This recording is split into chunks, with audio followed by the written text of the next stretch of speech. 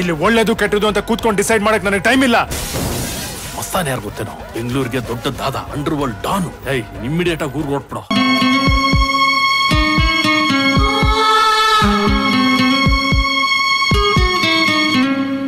ಬ್ರಹ್ಮ ಬರೆದ ಹಾಡೆಯಲ್ಲಿ ಅಂತ್ಯ ಏನಿದೆ, ಸುಖ ದುಃಖ ಎರಡು ಅವನ ಸೂತ್ರದಲ್ಲಿದೆ.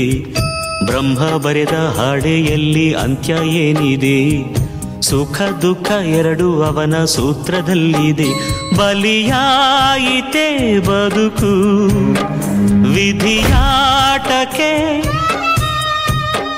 ಬಲಿಯಾಯಿತೆ ಬದುಕು ವಿಧಿಯಾಟಕ್ಕೆ. ಅಜ್ಜಿ, ನಿನಗೆ ಮಾಡಕ್ ಬೇರೆ ಕೆಲ್ಸ ಇಲ್ವಾ? ಯಾವಾಗ್ಲೂ ನನ್ನ ರೂಮ್ ಹತ್ರ ನಿಂತ್ಕೊಂಡ್ ಕತ್ ಕೇಳಿಸ್ಕೊತಾ ಇರ್ತೀಯಲ್ಲ, ಏನ್ ಸಮಾಚಾರ? ಏನೇನ್ ಕೇಳಿಸ್ಕೊಂಡೆ? ಯಾಕೋ ಬರ್ತಾ ಬರ್ತಾ ನಿನ್ ನಡವಳಿಕೆನೇ ಸರಿ ಇಲ್ಲ ಕಣೆ. ನನ್ ಮಾತು ಬೆಂಕಿ, ನನ್ ನಿರ್ಧಾರ ಬಿರ್ಗಾಳಿ ಅಂತ ನೀನೇ ನನ್ನ ಕರ್ಸ್ಬಿಟ್ಟು ಈಗ ನೀನೇ ನನ್ನ ಸರಿ ಇಲ್ಲ ಅಂತ ಹೇಳ್ತಿದ್ಯಲ್ಲ, ಇದು ನ್ಯಾಯನಾ? ನಿಜ ಹೇಳ್ಬೇಕು ಅಂದ್ರೆ ನೀನೇ ಸರಿ ಇಲ್ಲ.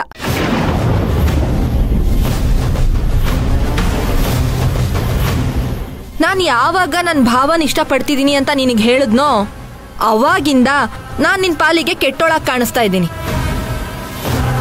ನೀವೆಲ್ಲ ಸಂಬಂಧಗಳ ನಡುವೆ ಗೆರೆ ಹಾಕೊಂಡು ಬದುಕ್ತಾ ಇರೋರು, ಆದ್ರೆ ನಾನು ಸೀಮೆ ದಾಟಿ ಎಲ್ಲೇ ಮೀರಿ ಫ್ರೀಯಾಗಿ ಓಡಾಡ್ತಾ ಇರೋಳು. ನನ್ಗೂ ನಿನ್ಗೂ ಸೆಟ್ ಆಗಲ್ಲ ಅಂತ ನಾನು ಅವತ್ತೇ ಹೇಳಿಲ್ವಾ ಅಜ್ಜಿ?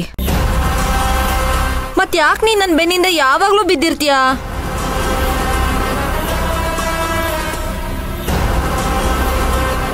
ನಮ್ಮನೆ ಮರ್ಯಾದೆ ಅಂತೂ ಉಳಿಸ್ಕೊಳ್ಳೋದಕ್ಕೆ ನನ್ನ ಕೈಯಿಂದ ಆಗ್ತಾ ಇಲ್ಲ. ನನ್ನ ತವ್ರ ಮನೆ ಮರ್ಯಾದೆನಾದ್ರೂ ಉಳಿಸ್ಕೋಬೇಕಲ್ಲ.